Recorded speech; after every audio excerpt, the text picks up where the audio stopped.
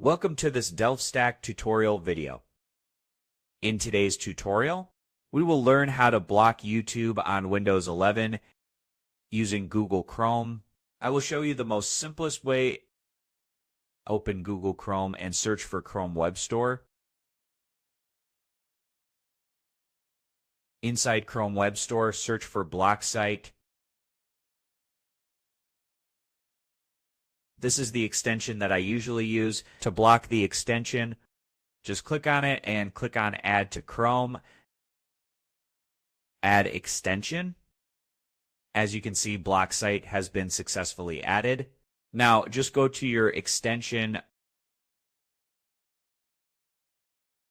and click on Block Site. If you want to block YouTube, just type www.youtube.com. and click on OK.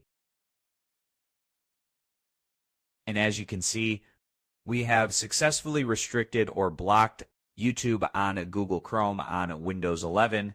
Thanks for watching, and don't forget to check out the next DelftStack tutorial videos.